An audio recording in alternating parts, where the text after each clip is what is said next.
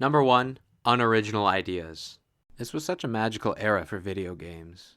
You had Zorks and Adventures and Mystery Houses and Ultimas and Pac-Mans and Donkey Kongs and Wizardries just dropping like no one's business.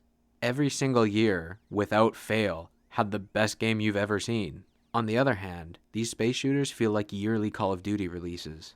They're all the same. They have their gimmicks, sure, but Richard Garriott was inventing the open-world RPG, and Roberta Williams was putting all of history into a 6-disc adventure game. Like, keep up, man. They all had the same premise too, lone ship against the alien horde. If they're all going to be so derivative mechanically, couldn't they flavor it differently? Every single Atari slot Pac-Man clone at least has a unique premise, ranging from dental hygiene simulation to an adaptation of a critically acclaimed film. Let's zoom in closer and look at the enemies. Yeah, sure, this Space Invader is iconic, but can you really tell which aliens even come from which game?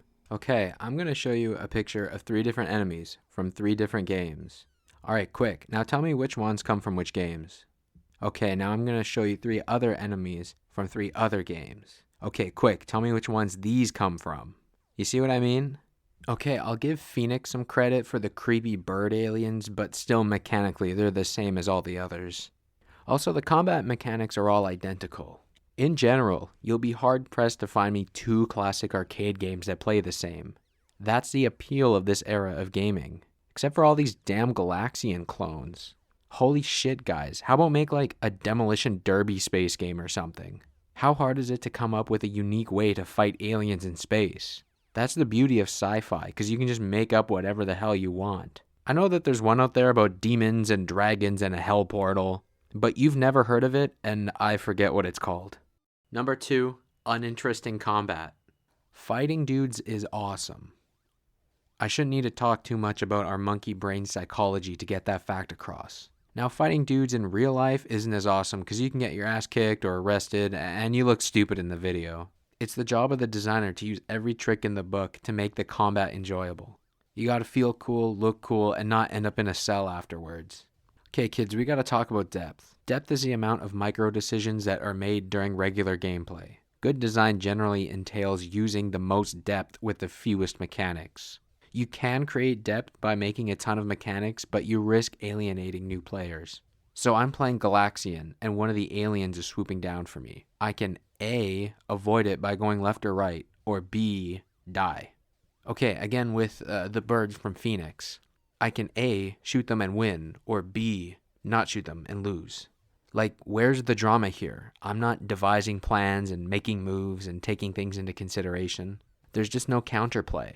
In my Berserk video, I talk all about the different kinds of shootouts that happen, all the different considerations that you need to take in for different kinds of situations. But these games don't have kinds of situations. You're never picking fights intelligently, or deciding to run away, or changing up your tactics based on what's in front of you. You just gotta shoot the aliens good. And it doesn't even feel like a fight.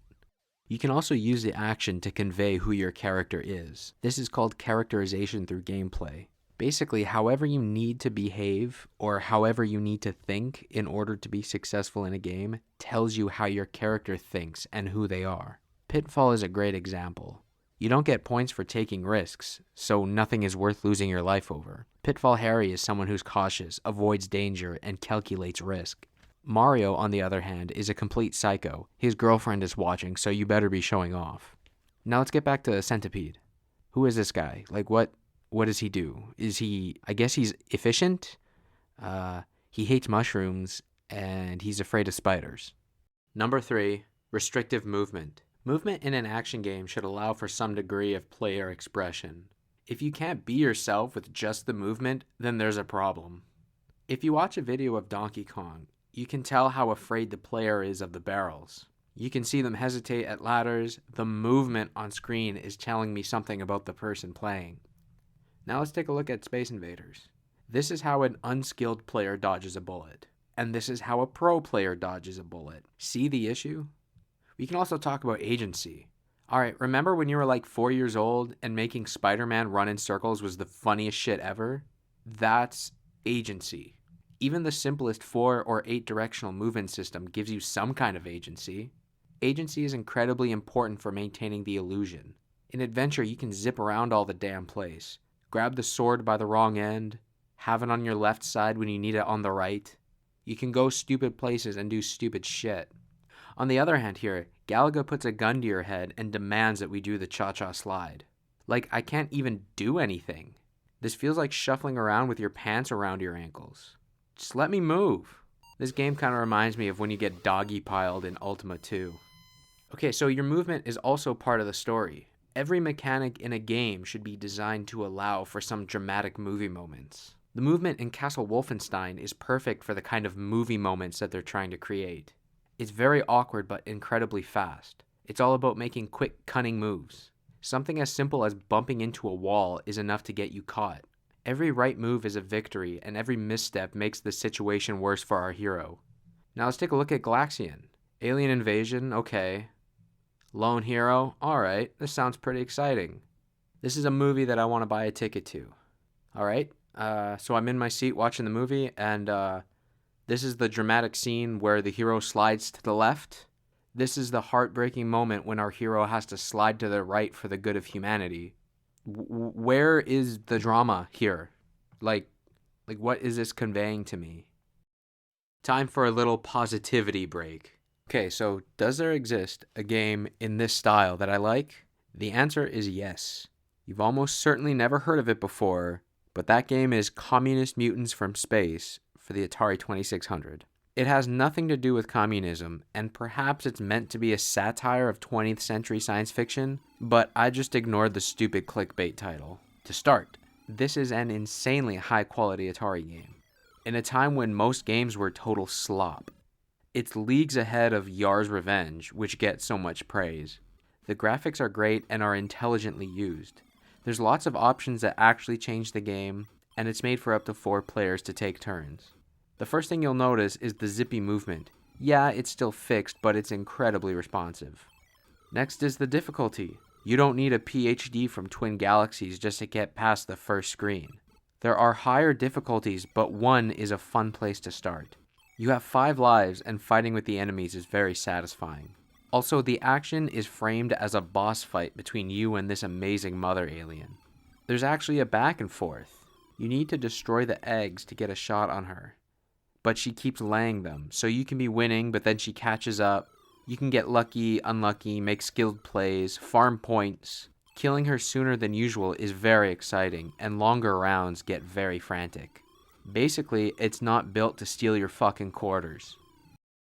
Number 4, skill in to points out design. I don't give a shit about score. Not unless I love the game, but I play games to culturally enrich my life, not to brag about having a large number. This whole points idea is a black hole for design.